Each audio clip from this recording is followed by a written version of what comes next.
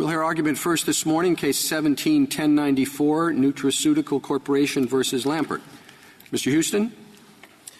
Mr. Chief Justice, and may it please the Court. In the proceedings below, Respondent filed his Rule 23F petition months late, and Nutraceutical timely objected. Although this Court has held that mandatory claim processing rules are unalterable when properly invoked, the Ninth Circuit in this case created broad and unprecedented equitable exceptions to excuse Lambert's late filing. Critically, in this case, this Court has twice considered language in a federal rule that is virtually identical to the federal rules at issue in this case. And in both those cases, in the Carlisle and the Robinson cases, this Court rejected equitable exceptions, even when faced with facts far more empathetic than those presented here. Counselor, I thought that both sides agreed that if the motion for reconsideration is filed within 14 days, within that period, then there is tolling until the motion is decided. Is that so? That is correct, Justice Ginsburg. And isn't that a form of equitable tolling? It is not a form of equitable tolling, Your Honor. Instead, as held by this Court in U.S. v. Dieter, it's based on a traditional and virtually unquestioned practice that is premised upon three main policy points: to prevent premature appeals, to develop and strengthen the record, and to respect the authority of the district court. It's important to realize that this doctrine could not open the door to equitable exceptions for claim processing rules because in the Ibarra, Dieter, and Healy cases, those dealt with a statute, 3731, establishing the deadline in a criminal case, and thus it was a jurisdictional case. So the application of that rule in the context of a criminal case with jurisdictional rules, in fact, told those jurisdictional deadlines. And so, therefore, pursuant to the Court's holdings in Hamer and elsewhere, that is not an equitable exception. Mr. Houston, given the reasons that you just stated for that rule, why is the rule limited to a motion for reconsideration that's filed during the 14-day window? In other words, suppose the motion for reconsideration was filed in a timely manner for such a motion, but after the 14-day period, why wouldn't the same reasons apply? Because, Your Honor, if that reasoning applied, in this instance, for instance, there was actually no deadline for filing of a motion for reconsideration in the Central District of California. But let's assume for purposes of your question we had a 30-day deadline. If that 30-day deadline were imposed in this case, and one could file on the 30th day and begin tolling, that would render the 14-day deliberately small window that the advisory committee drafters created in order to minimize the disruption and delay in the context of class action cases a nullity. Because in any instance where you would have a longer deadline for a motion for reconsideration, you could wait out that period and avoid the window that was intentionally created by the drafters.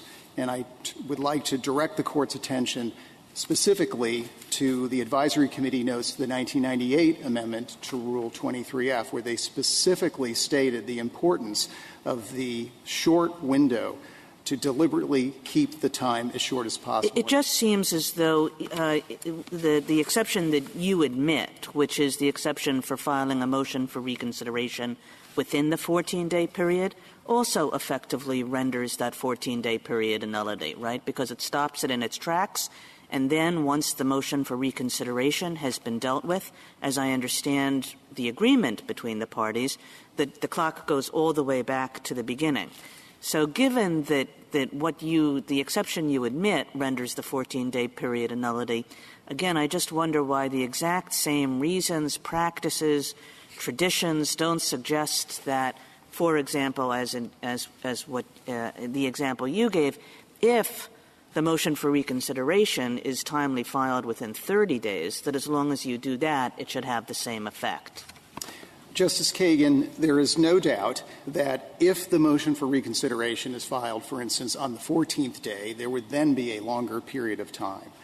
But we must presume that the advisory committee considered that. And as I have thought about the timing, the 14 days creates a shorter window at which then is hooked the potentially later motion for reconsideration period. If we apply Lambert's rule and extend that out to 30 days or potentially longer, and in the Central District, no deadline at all, it truly renders the 14-day period a nullity in that instance. Your Honors, I would like to direct your attention particularly to the Carlisle case. That case involved very similar language in former Criminal Rule 45B. And in that instance, the trial court was faced in a situation where there was a motion for judgment of acquittal, and the trial judge found legal innocence. And the judge granted additional time. The petition was filed just 1 day late. The trial judge found that it was appropriate to grant an extension for just a single day because a grave injustice would occur. And yet, faced with legal innocence and excusable neglect, this Court looked at the language of former Federal Criminal Rule 45B, which has virtually identical language to Appellate Rule 26B, which is applicable in this case. Namely, quote, the Court may not the Court may not extend the time for the filing. On that, what happens if Hurricane Katrina comes along and no one can reach the courthouse? Your Honor, Hurricane Katrina, so the answer is, Your Honor, the situation in Carlisle was far more grave than Hurricane Katrina. In that instance, in other words, if Hurricane Katrina comes along and all the courthouses are shut, nobody can get there, everybody loses their motion. Your Honor, in this instance, when you have, with Rule 26F, the emphatic language without the harsh consequences at issue that you do in Carlisle and others, then if the deadline cannot be abided by within the 14 days, then the opportunity to pursue the petition for permission for interlocutory appeal is lost. Now, that may seem like a harsh consequence. Well, didn't I'm not saying harsh consequence. Justice say in Carlisle that it wasn't utterly exceptionless, so maybe Hurricane Katrina would fall into that category? Well, Your Honor, the language in the plurality opinion is that it was plain and unambiguous, and there was simply no room in the text for even legal innocence to justify a single day's delay. But your answer, I missed Justice Ginsburg's question. I couldn't hear it. What was it? But I think it was along the same line. What happens in all these things where that courthouse burns down, lightning strikes, Hurricane Katrina? You see the point. In your opinion, does everybody, and there are dozens of motions pending, some fall within these, some don't. Anyone with a motion falls within this language, bad luck, you lose. Is that what it is? Even though it isn't a jurisdictional rule, is that your position? It is our position within this context of a mandatory claim processing rule in the emphatic language that is present here, more so than even in the Carlisle and Robinson cases. Isn't there, I may be misremembering this, but isn't there a provision that extends the filing period when the courthouse is closed? Your Honor, there is an exception for accessibility of the courthouse that would apply in that situation. Now, that doesn't help you with intervening periods. I gather that would not toll in that sense. But if the due date is a date on which the court is inaccessible or formally closed, that you get at least that relief. Yes, Your Honor. And the key point here, I believe, is that it is properly within the province of the rule drafters to consider when and in what circumstances the court should have discretion. And here, at both Rule 26B and then to distinguish this as an even stronger example of emphatic language, in Rule 2. Well, before we leave 26B, there is a bit of a complication, right? It says that we can extend time or permit an act to be done after the time expires. And then after having given that authority to the court, it then takes away the authority to extend the time to file. It doesn't take away both of those things, and they're disjunctive. So what do we do about that? Your Honor, that very issue was addressed in the Robinson case, and that is with that other issue, can an act be allowed later?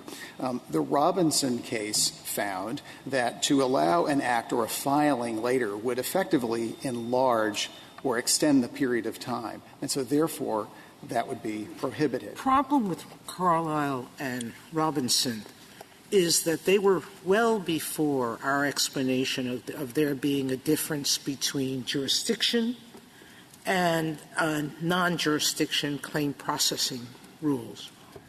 And we were a little bit loose back then in terms of our textual approach to things.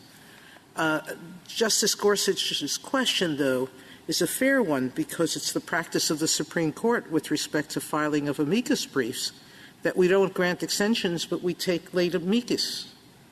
And so why can't we look at the exact words of 26B and say, no, you can't extend the time, but a court has, as it always has, equitable discretion to take something that's filed late, because assuming that the facts qualify as equitable, and that's open to question, I know, in this case, but assuming, why don't we read the provision as it states? A court can permit an act to be done after that time expires. Justice Sotomayor, let me address there were several parts to your question. Let me try to address each in turn. Undoubtedly, and as this Court has stated repeatedly in recent decisions, that there was a sort of loose use of the term jurisdictional. However, and in fact, that loose use of the word jurisdictional was in fact improperly used in the Robinson case, and that has been pointed out. But the Court in more recent decisions, particularly the Kontrick decision and the Eberhardt decision, specifically cites Robinson as still good law, acknowledging, though the term jurisdictional was misused, that in fact Robinson stands for, as Eberhardt said, observing clear limits of the rules. So going back to the second part of your question, the Robinson case specifically addressed the issue that, well, if the Court has not addressed that second portion, an act that could be allowed, if we allowed a late filing, that would, in fact, eviscerate the first proscription and render, in fact, that portion of Rule 26B a nullity. So what work does that language then do to permit an act to be done after the deadline? Why isn't your interpretation itself render that language a nullity? And, Justice Gorsuch, I've been giving thought to that. I had hoped you might. And thank you. So have I. And, Your Honor, I believe what that may open the door to are other acts that do not effectively enlarge or extend the period of time. So there could be other categories of actions that the Court might consider and allow. Give me an example, though, because 26B is titled Extending Time.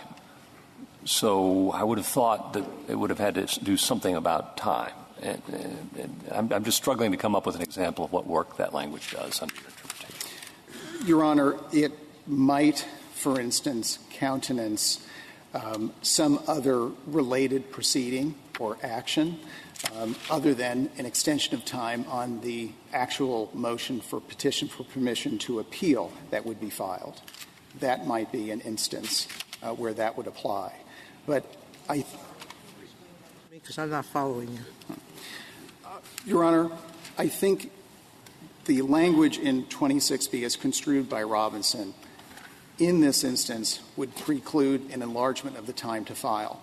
But what another act that might be allowed could be an act that relates to another motion that might be filed in the proceeding or something collateral, but not the actual motion itself. If, in fact, we read it to include the motion itself, the Court, and of course the Court can revisit the thinking in Robinson, the Court would be moving right into the facts of Robinson and writing out the prescription on the extension of time. The problem is that we really would – yes, you're right, we would be revisiting Robinson, but we would be saying that the words of a statute have meaning. And Robinson read out of that permission the equitable considerations that the very statute permitted. Your Honor, this case is actually a stronger case with more emphatic language considered collectively than Robinson and Carlisle, because we not only have the equivalent of Rule 45B in 26B, we also have Appellate Rule 2, where there is, of course, the notion of equity and suspending the rules. And the drafters specifically accepted the application of 26.2. That's a circle with no out, because 2 refers to 26B, and if we read 26B the way I suggest, that already builds in the equitable exception. But in terms of the purpose of the rule, we have previously said that 26B gives 26F gives the court the trial court almost unfettered discretion whether to grant the motion to appeal. And if that's the case, wouldn't the natural reading of this be that the court should have unfettered discretion to decide if a late filing makes it think that the issue is more important than it might otherwise have thought? It's the discretion of the Court of Appeals, not the district court. Yes. To give permission to appeal. Justice Sotomayor, to answer your question, the Court of Appeals has discretion to accept a timely petition, but does not have the discretion to accept an untimely petition because the rulemakers specifically remove that discretion in the language of 26B and 2, and there's one other rule that's applicable, and that is Appellate Rule 5A2, which further reinforces that the petition must be filed within 14 days. Rule 26B, it says generally the court may grant an extension of time, but there's a category of cases in which it can't, and that is for permission to appeal, the time to appeal or the time to seek permission to appeal. Yes, Justice Ginsburg, but that supports our point. Yes, it does. Because in that instance, we can clearly see the intent of the rulemakers in providing for a broad range of equitable discretion and then withdrawing it in the particular instance of 26B. What do you think I think it was Justice Ginsburg's concurrence in Carlisle, where she said that the Court had recognized one, quote, sharply honed equitable exception. It doesn't have the word equitable, but it means it. To mandatory claim processing rules, the unique circumstances exception. Your Honor, you agree with that? I agree that Justice Ginsburg filed a concurring opinion and described the unique circumstances doctrine as indeed a sharply honed exception that covers cases in which the trial judge misled a party who could have and probably would have taken timely action had the trial judge conveyed correct rather than incorrect information. The example was the trial judge, you have until X date to file, and the litigant filed on X date, but in fact the judge was wrong, and it should have been an earlier date. That's right. When there is a specific assurance by the trial judge, and a mistaken one, that the party reasonably relies on to its detriment. Factually, that simply does not apply here, and this Court need not reach the applicability of the circumstances. That's different. I mean, if you agree, I take it you agree that there is one sharply honed exception, whatever that might be, called unique circumstances. You know, I can make up weird examples. Probably you can too. But is there such an exception? I take it your answer is yes or no. Is it yes or no? Your Honor, there has has been an exception. Generally, in several cases that has been described, the unique circumstances doctrine. However, we have not been presented squarely with the question of whether, when you have mandatory claim processing rules with emphatic language, whether that might preclude even the unique circumstances. Well, that's what I wonder, because I could see, would you agree or not agree? Holding 1, this is not jurisdictional. Holding 2, it is very limited. Holding 3, there is a unique circumstances exception. Holding 4, this doesn't fall within it. Yes, Your Honor. If I understand holding 2, we are addressing not the facts here, but claim processing rules that would be other than this sort of I'm just saying in general, with claim processing rules, there are equitable exceptions. Yes, Your Honor. At least for unique circumstances. And then this is not one. That's what you could argue that, or you could say never. And I'm not sure what you think is correct. Your Honor, I am arguing in this case that the Court need not reach the application of the unique circumstances doctrine, and factually, if we attempt to apply it, it does not apply here. Well, are we slicing the bologna pretty thinly? I mean, what's unique, all right? A judge misinforming a party about the time remaining to appeal sounds pretty terrible. But I can imagine a lot more terrible things than that. Hurricanes, lightning, all of Justice Breyer's wonderful parade of horribles. All right? Why aren't those all unique circumstances, too? Don't you really have to argue that Thompson's wrong and that, in fact, the rules here preclude any equitable tolling, and unique circumstances is a species of equitable tolling? Doesn't that have to be your argument? Your Honor, doctrinally, that is our argument, that when you have language, as we do it, at issue here, emphatic and mandatory, it precludes the reading of all equitable exceptions. Well, Mr. Houston, you can't please everyone here.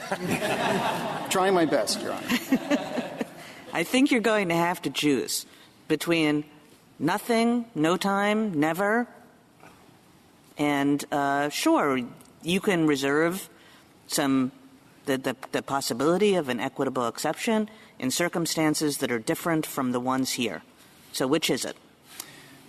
Your Honor, again, we don't believe the Court needs to reach the application of the unique circumstances doctrine, and if that's the only one, this one sharply honed exception recognized to apply within the context of claim processing rules, and it factually does not apply, then the decision below must be reversed. But to answer your question, I do believe that the language here is sufficiently emphatic and clear that it does not admit to equitable exceptions. I mean, it's not clear that you face this binary choice. The problem with unique circumstances, the potential problem, is that every lawyer who is in trouble thinks that the circumstances of that lawyer's case are unique, and every judge who wants to get to a particular result can characterize the facts of the case before the judge is unique. But maybe there's such a thing as the catastrophic exception or the apocalyptic exception.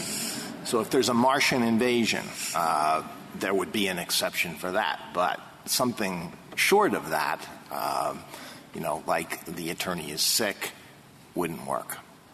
That's right, Your Honor. Well, it's rather hard to what is the answer to what Justice Alito says. We have the answer, as the Chief Justice points out, where the courthouse is closed, but one can think of epidemics or fires in the north. And, that's exactly right. And what do we write about that? What, in your opinion, do we write? Forest fire keeps the lawyer from the courthouse, which is open. What do we write? All right. So in that instance, within the context of this case, Rule 23F, the court, in fact, would not be allowed to admit an equitable exception in that circumstance. That appears harsh, but it is not, and the drafters, I submit, had this in mind, a Rule 23F petition for permission to seek interlocutory appeal. If that cannot proceed, they have their full right of appeal at the end of the case. No catastrophic or harsh consequence ensues. And so — Well, that's going to be too late in the real world of how the litigation transpires, though, you would admit. Too late as a practical matter. Well, in the Justice Kavanaugh, in the context of class action cases, typically, and of course the rules allow this, you can continue to challenge the class certification or decertification order. So practically there is no catastrophic lost ability, and having that fully retained appellate right puts the petitioner in a far better circumstance than the party in Carlisle, who was faced with a plain error review on appeal or a habeas route, one of the most difficult pathways in the law. Would it be fair to say that your position is not necessarily never, but not more than hardly ever?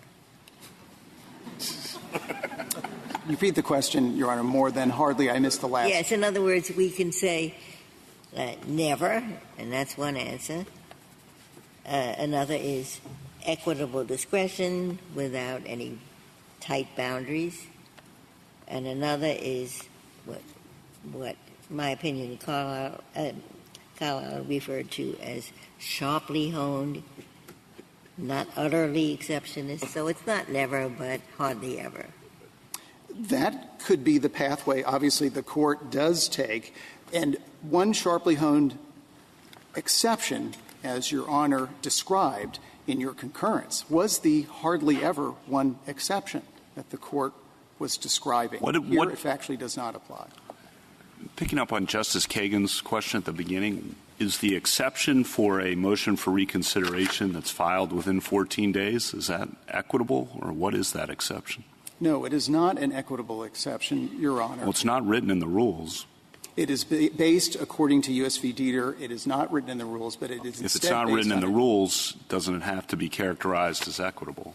Still not understanding where that comes from, and I'm also not understanding what sense that makes, really, because if you filed a timely motion for reconsideration, you have filed a timely motion for reconsideration. It shouldn't be circumscribed based on some other rule that has nothing to do with motions for reconsideration. What's wrong with that? Thank you. What's wrong with that, Your Honor, is that it departs, and the court can revisit, the teaching of Healy that to keep the appellate right alive, the motion for reconsideration has to be filed within the applicable time, in this case, 14 days. And that has been the rule that has applied here. And motions for reconsideration have not been described as equitable exceptions. And again, the point I made earlier that they have been applied to delay in the context of the application of jurisdictional rules shows that they are not regarded by this Court historically as equitable in nature. And Mr. Chief Justice, if I could reserve the remaining time for rebuttal. Thank you, counsel.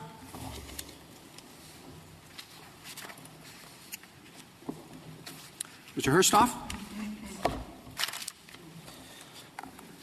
Mr. Chief Justice, and may it please the Court. For three main reasons, the Court of Appeals properly decided to consider this appeal on the merits. First, the appeal was timely within the plain language of the Federal rules. Second, the Court of Appeals properly determined that Rule 23F is subject to equitable tolling. And third, the appeal was properly considered based upon this Court's decisions in Harris, Truck Lines, and Thompson. And I'd like to start with timeliness under the Federal rules.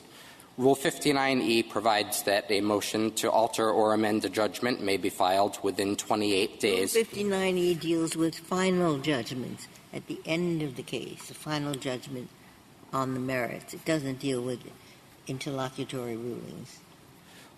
You can't turn every ruling in the case into a judgment covered by Rule 59.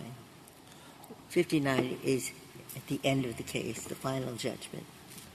Well, I submit that the language of Rule 59e refers to judgments, which are defined as orders from which an appeal lies under. Yes, but those words, an order from which an appeal lies, means an appeal as a right. And the one thing I think we can all agree on here is permission to appeal the grant or denial of class action is not an appeal of right.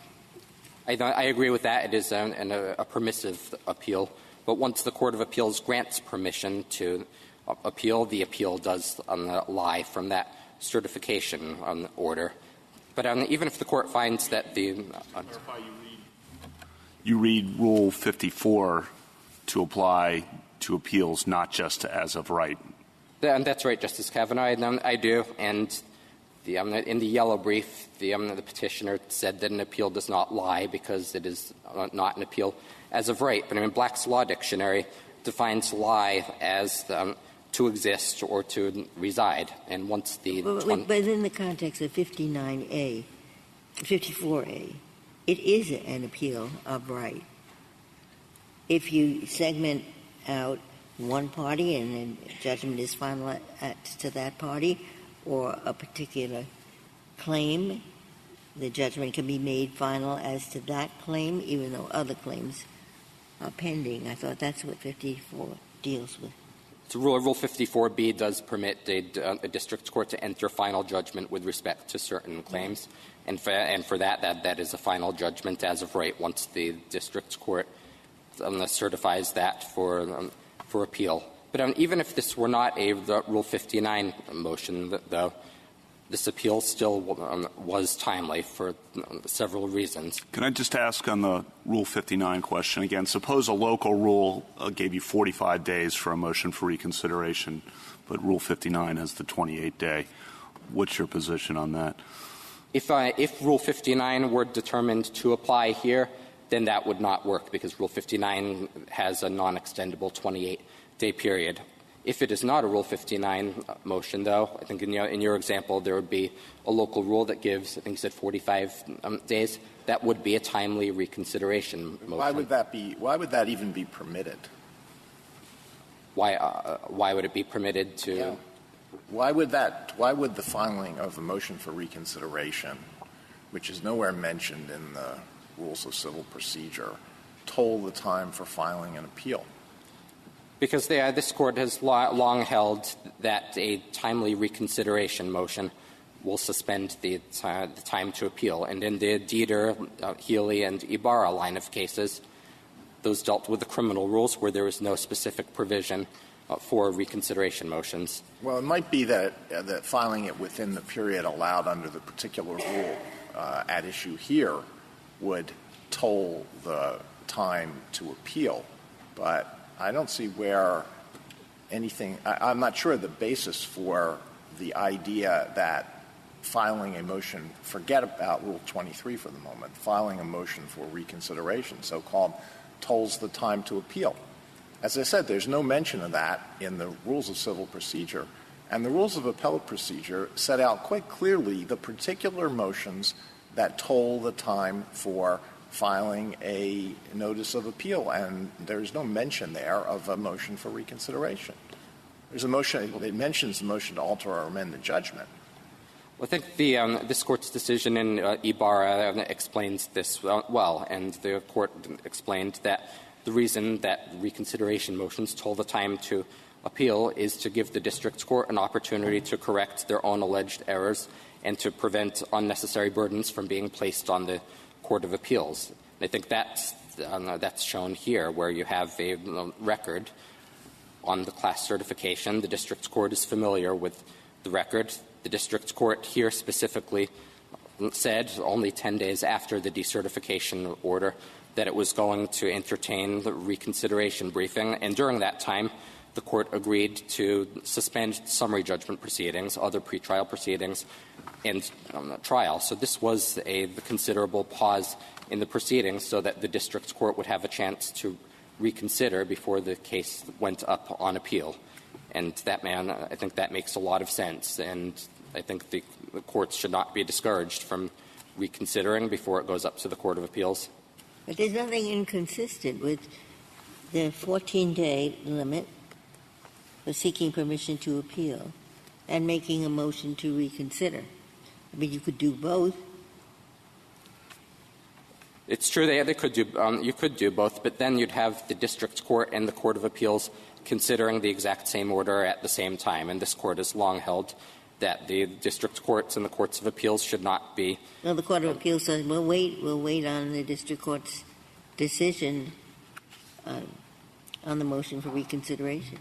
And the Court of Appeals would have the discretion to stay their proceedings, just like district courts have discretion to stay their proceedings, but still you'd have the same on the order that's up at both the Court of Appeals and at the district's court. And I think it makes more sense to say that when the reconsideration motion is pending at the district's court, there should be no need to file a petition for permission to appeal. What did you understand the district court to be saying when it set the motion for reconsideration? What did it tell you about timing deadlines? Well, the district court and what did you infer from what it said? So I infer from that the district court was indeed going to reconsider this decertification order, and indeed the district court suspended further proceedings. So the case was effectively stayed while this was. The district court, though, didn't say anything about a time for appeal. Is that correct? That is true. They did not specifically say that. And why doesn't that matter? I think it doesn't matter in the same way that in Thompson there was no mention of anything about an appeal. The district court said that the post-trial motion was filed in ample time, and this court held that representation meant that the appeal was required to be considered on the merits, even though the post-trial motion was not filed in ample time. I don't think that the fact that the district court did not specifically mention appeal really makes a difference here. Well, but in Thompson, I'm sorry, please. What did you understand us to be saying when we described these types of provisions as mandatory claims processing rules? I think in general, it is strict. It is, however, subject to forfeiture and waiver, and the court has held open several times whether it's subject to equitable exceptions. But in the cases, I'm sorry? In the cases that said mandatory contract, Eberhardt, it said strictly applied, but the party who would benefit from the rule can waive the rule or forfeit it. But both cases said if it's properly raised, as it was here, then it applies. That's true, but Kontrick also left open the possibility that these rules could be softened on equitable grounds, I think was the language that was used in Kontrick. And it makes sense in this. I'm sorry. I'm just trying to figure out. I mean, when we did sort of tighten up the loose use of the term jurisdiction, we said that these are nonetheless mandatory. And for some of us, at least, that made sense. But if the alternative to a stricter application of the jurisdictional term was that equitable claims are going to be available across the board, I mean, I, for one, would want to reconsider our loosening of the use of jurisdiction, because there ought to be some area, I thought, where the claims where the claim procedures were mandatory in the sense that Justice Ginsburg has just talked about. So I don't think the claim processing rules are necessarily subject to any equitable exception. It's not necessarily subject to good cause exceptions or excusable neglect like most softer deadlines would be. Equitable tolling is different, though. Equitable tolling has been a part of American jurisprudence since the beginning, and even in England prior to that. Well, yes, at a time where jurisdiction meant what we used to think it meant. In other words, yes, there was equitable tolling, but not across the board. And the areas in which it did not apply were much more expansive than they are now today. And I think back then, when equitable tolling did not apply, those were in circumstances, from my understanding, where the time limit is what the court today would refer to as jurisdictional.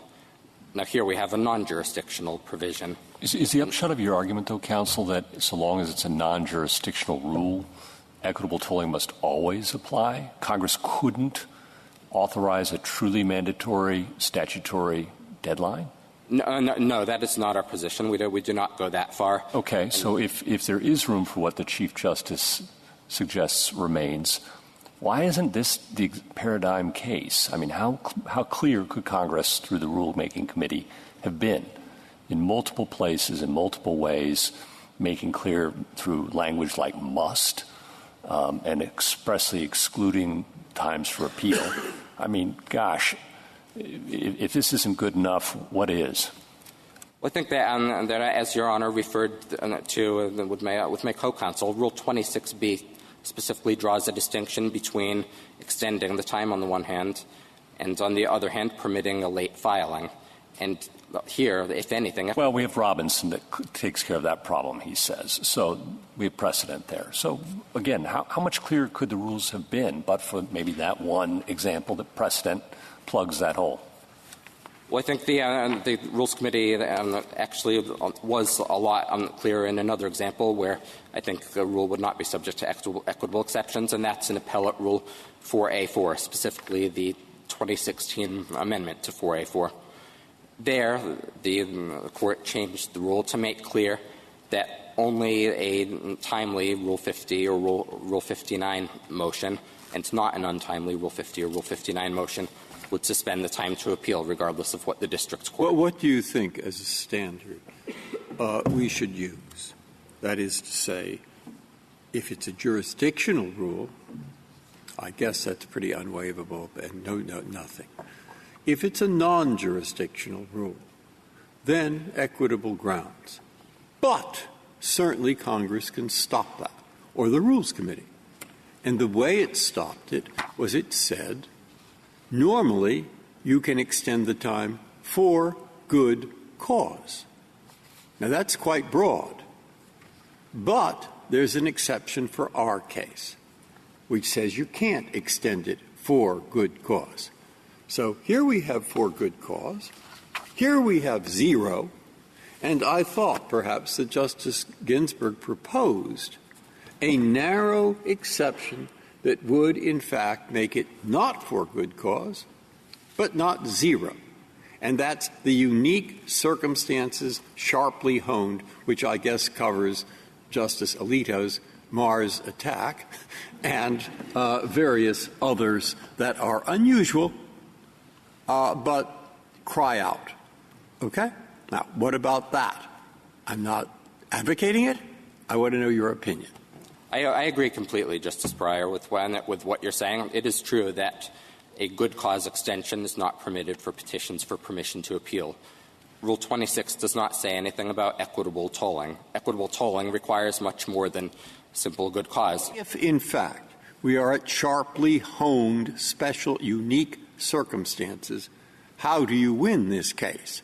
Because what seemed to happen here is I don't know if it was you, but whatever lawyer went in for your side within the 14 days did not even ask the judge to extend the time, at least not in writing.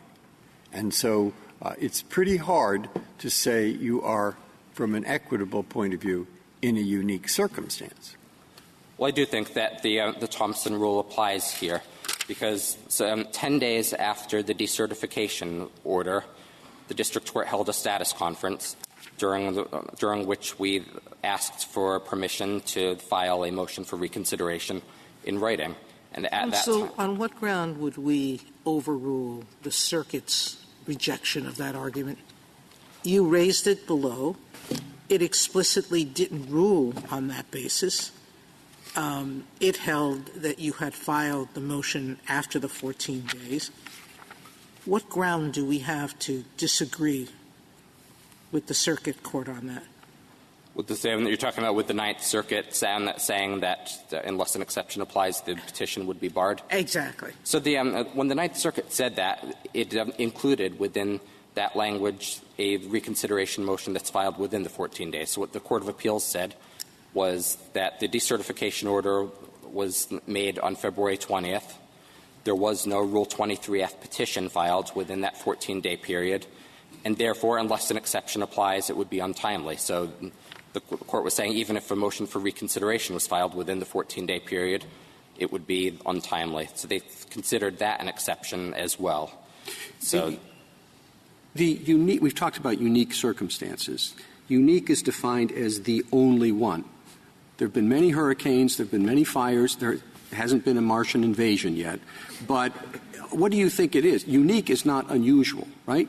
So if you're going to create an exception for unique circumstance, it can't mean the situation where judges misadvise litigants about how much time they have. That doesn't happen all the time, but we've certainly seen more than one case of that. So if you're going to say unique circumstances, what exactly does it mean if it doesn't mean what the dictionary says? Well, I think it is a unique circumstance where the district court misadvises the party on how much time. I've seen dozens of cases where that has happened. In some, if it's an equitable tolling situation, it's typical that equitable tolling is appropriate, although not always. So that's not unique. Now, if you're going to say it's an unusual circumstance, then I think you've opened the barn door. If you're going to say it's a circumstance where the judge is the main villain in the missing of the deadline, well, then that's something else, and maybe that's better or worse than unusual. But it just seems to me that if you're using unique, perhaps the Court has used unique, as kind of a wiggle word that shouldn't have any wiggle in it. Well, I think that applying this doctrine is consistent with the federal rules, though. For instance, on Rule 1. And the rules are derived from the old equity rules, so it makes sense that there is some flexibility there when a district court misinforms a litigant about the time that they have to file, especially in the context of a non-jurisdictional rule like we have. Well, then I think you do have to say the exception is when the district court misadvises the litigants, rather than saying unique but not really meaning unique, because then you get in a situation that Justice Alito was talking about. Most lawyers consider their case unique when they run into something like this, and the judges gives them a lot more flexibility than perhaps the Rules Committee wanted as well. I agree. I think this term unique circumstances doctrine does refer specifically to the district court misinforming it. Yeah, Mr. HERSTOFF, I don't think this is your fault, right? This is the Court's fault in putting a bad label on something that it actually meant when it meant something else. But my understanding of what the Court has meant when it's done this is not the attack from Mars or Hurricane Katrina. My understanding is that it was meant to label a category of cases where the Court had misled the party into doing something, into missing some kind of deadline. Is that your understanding? Yes, I agree, Justice Kagan. So, but I don't see where that is here. Where that is? Well, the district court paused the proceedings and specifically said that that a reconsideration motion could be filed by March 12 of 2015. Yes, so he said a reconsideration motion could be filed. He was right about that. The reconsideration motion could have been filed. What he didn't say anything about was what that meant for your appeal right. That's true, but I think there is a basic understanding that when a reconsideration motion is pending, a party does not need to seek appellate review on top of that. I mean, that's really what happened in Thompson. The district court did not say anything about an appeal. It simply said that the motion was filed in ample time. And the Court held that that was sufficiently misleading such that the appeal was required to be considered on the merits, even though — Has this Court cast any doubt on Thompson?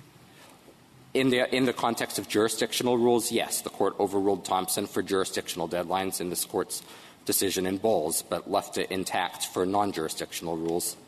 And I think with good reason, because non-jurisdictional rules, I think, presumably should be subject to, or at least presumptively subject to, equitable considerations such as tolling, such as the what the Court has referred to as the unique circumstances doctrine, which I think is a subspecies of tolling or estoppel. I thought mandatory, the Court has said in the contract line of cases, mandatory means inflexible. And it generally is inflexible. I mean, we're not advocating for a good cause standard here. It has to be something more than that.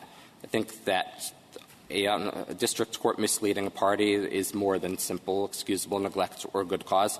Equitable tolling is as well. I mean, in this Court's decision in Irwin, the Court said that statutes of limitations are presumptively entitled to equitable tolling, and then went on to hold that in the facts of that case, equitable tolling was not established because the party had established at most a garden variety claim of excusable neglect. So I think tolling is on a different level. I think you have two possible lines of response to Justice Ginsburg's question. I'm curious which you choose. So if Thompson doesn't apply to jurisdictional statutes, one could say it does apply to mandatory but inflexible claims processing rules because it's not a species of equitable tolling at all. It is, in fact, a rule of judicial administration that when it's our fault, shame on us. Or one could say, yeah, let's be honest, it's a form of equitable tolling and therefore shouldn't apply, just as it doesn't to jurisdictional rules, it shouldn't apply to mandatory claims processing rules, but should remain a viable option otherwise. And that would harmonize Bowles with this line of cases. Which of those choices should we make and why? And I do think that that these rules presumably should be subject to equitable tolling and not necessarily just for the district court misleading the parties. However, either way, the judgment should be affirmed because here, in fact, the court did mislead Mr. Lambert into thinking that he had. The court didn't say one word about permission to appeal. The court didn't, but I think this is just like Thompson, where the court said you had this amount of time to seek reconsideration. Don't the local rules of many courts then also mislead counsel? Because the local rules of many courts would have motions for reconsideration that could be filed within periods longer than 14 days. Well, then I think that under your position, all the district court did here was identify a date that was longer than 14 days. The local rule for motion for reconsideration, the local rules of many courts similarly identify a date that's longer than 14 days for motions for reconsideration. How would you distinguish what happened here from a local rule that's longer than 14 days? I think here the district court did set this specific deadline.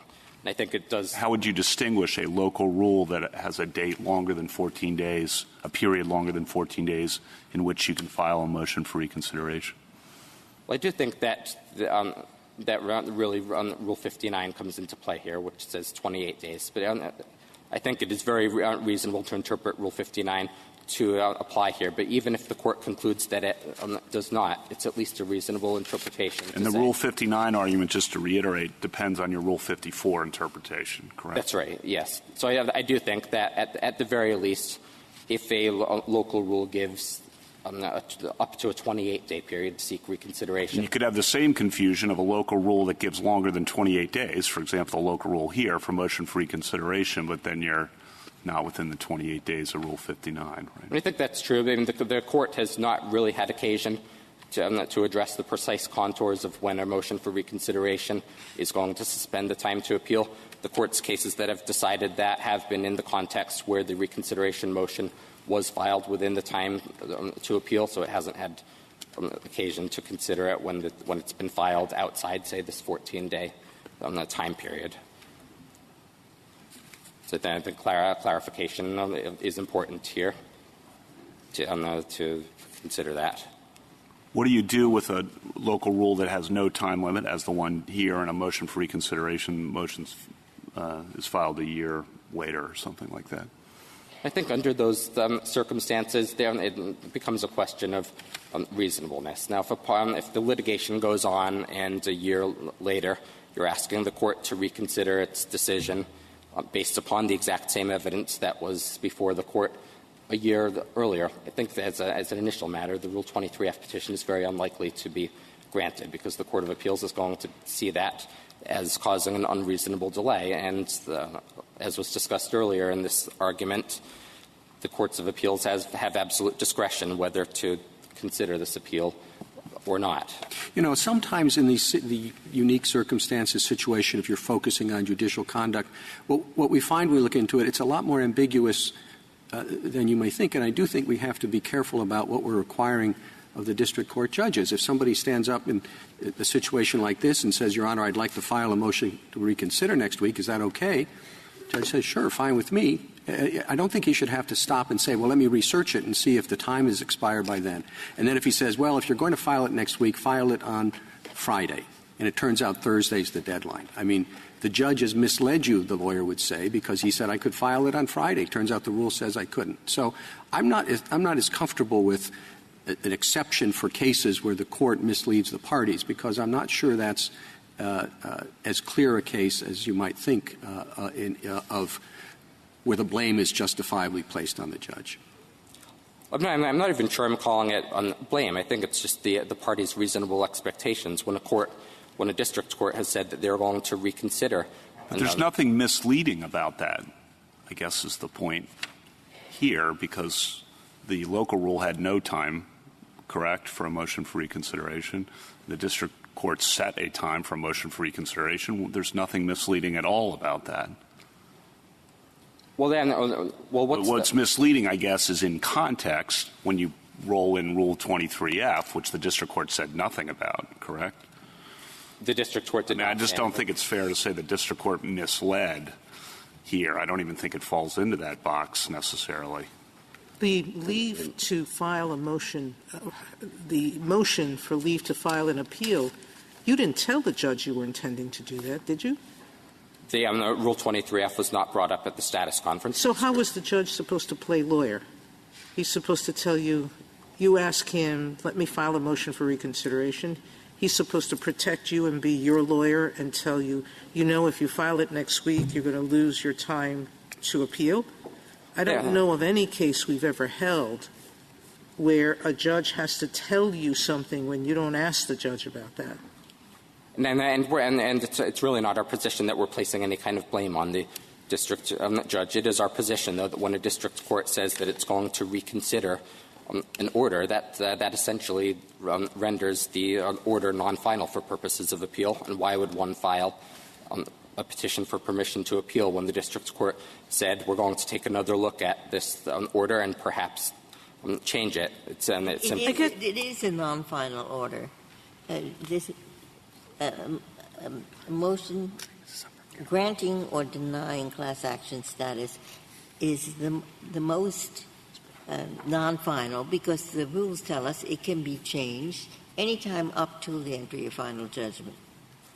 And let me clarify. When I say non-final, I mean it renders it not the district court's last word on decertification based upon the evidence in front of the district court. The district court is going to reconsider this order, and it's our position that under those circumstances it doesn't make sense to seek appellate review when the order might be changing based upon the pendency of that reconsideration motion. I suppose I'm with you that it makes more sense to do the motion for reconsideration before the appeal, and that is true even when the appeal is interlocutory. But not every rule we have makes perfect sense, and it just doesn't seem as though you're off the hook from actually looking up the rules and saying, well, look, this says 14 days. I better file this appeal within 14 days, or at least ask some further questions about it, just because it sort of seems to make sense to do a motion for reconsideration before an appeal. Well, the rules actually do not specifically address reconsideration motions, and that it has long been understood that a timely reconsideration motion will suspend the time to appeal. Now, I think it would be a different situation if, for instance, we were in a bankruptcy appeal, which specifically says that the time to appeal stops running only if you file within 14 days under the bankruptcy rules. And there it was clear. I mean, here you have rules that are silent with respect to reconsideration motions. So I think we go by the Healy-Dieter-Ibarra line of cases which say that a timely reconsideration motion suspends the time to appeal. And here the reconsideration motion was indeed timely. And for that reason, the time to appeal should be suspended and therefore runs from June 24th of 2015. The Rule 23F petition was filed 14 days later, and the appeal, therefore, was properly deemed timely. If we reject that, do you lose? If you reject that you didn't file a motion within the time, within the 14 days. May I answer the question? No, because we still have equitable tolling and the Harris Truck Lines Thompson line of cases, so in either circumstance, the judgment should be affirmed. Thank you. Thank you, counsel. Mr. Houston, you have a minute left.